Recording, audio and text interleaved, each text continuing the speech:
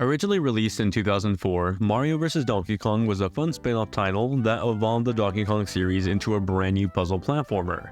On the Game Boy Advance, the animated sprites gave its gameplay a more emphasized 3D look that might have looked impressive for the time, but now hasn't aged too well.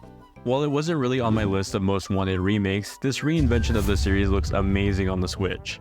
With the growing popularity of Mario and Donkey Kong outside of video games, especially with the recent Super Mario Bros. Movie, it's no surprise Nintendo would want to capitalize on this rivalry. For those unfamiliar with the original game, it actually featured a pretty unique story for the Mario series. It opens up with Donkey Kong watching TV only to be quickly mesmerized by an ad for the Mario Toy Company's latest product, a mini Mario toy. Yes, at this point in time, Mario is a full-blown toy salesman. Perhaps the plumbing business hasn't been doing too well. Regardless, Donkey Kong rushes over to the store, but alas, the toy is sold out. Without any other rational option, he breaks into the toy factory and steals the remaining toys, leaving Mario to chase him down. Ultimately, it's a story of Mario recovering his stolen product supply and defeating Donkey Kong. Like I said, it's a bit of a different story, but I kind of like it. It gives it a very Saturday morning cartoon vibe that I think complements this long-time rivalry. From there, the game is presented in its original format of playing through 6 levels, a minis level, and then a boss fight.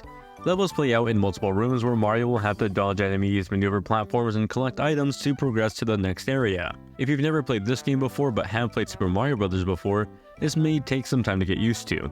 Levels here move slowly, Mario feels somewhat heavy, and he can use enemies as a platform and throw them like he could in Super Mario Bros. 2.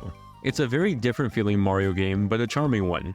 Getting through the platforming challenges never really felt all that challenging. Any errors or hiccups were usually because of the platform timing rather than not being able to solve the puzzle.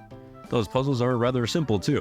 Collect a key to open the door on the opposite side of the map and avoid the various hazards that do evolve as you play. One major change with this remake though is the inclusion of 2 new worlds that shuffle up the original order of worlds, and despite them feeling a bit easier than the rest, they still feel at home here. All in all, there are over 130 levels to complete alongside the plus levels that are just harder versions of the original ones, unlocked after beating the game's bosses. Alongside the new levels are some quality of life improvements like the introduction of a casual mode. Now this game was never that hard to begin with, but the casual mode makes it so that when Mario loses his lives, he returns back to the room where you previously were, saving you some backtracking time. A new co-op mode lets you play local multiplayer with a friend, and it's fine. They even add extra keys to the level to try to make the levels more challenging, balancing out the extra player. In terms of presentation, Mario vs. Donkey Kong isn't a complex looking game when it comes to its graphics, but I'm consistently impressed by it. Even with its simple visuals, the rendering methods used for characters and terrain look fantastic.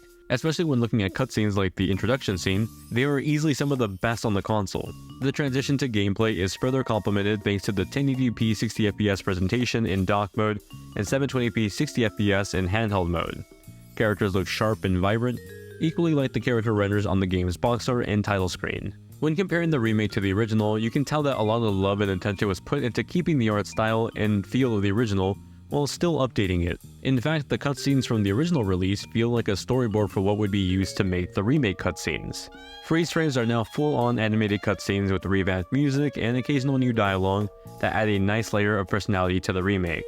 It's looking like the Nintendo Switch is heading towards the end of its life, so it's safe to assume that many of Nintendo's first-party developers are hard at work at developing games for the new hardware that's yet to be announced. While that's being worked on, smaller teams are no doubt digging through Nintendo's legacy IP to pad out the last few months of the Switch. In addition, with the release of the Super Mario Bros. Movie, it seems like Nintendo is actively investing in reinventing the personality of the Mario series. The Mario RPG remake, this remake, a Luigi's Mansion 2 port, and a brand new Princess Peach game. That's the impression I get with this remake. It's a great addition to the Switch library, especially for parents out there with younger children, that really pushes the personality that was shown off in the Mario movie towards more impressionable audiences that might have missed this game out the first time around. Thank you so much for watching this review, and my apologies for the 2-month hiatus. I was basically in Japan for the last 2 months working abroad. Now I'm back in the States settling down again, but also might be moving to Japan by the end of the year. We'll see where that goes. Anyway, thank you all so much for watching, and I'll see you all in the next one. 見てくれてありがとう。じゃあ、またね。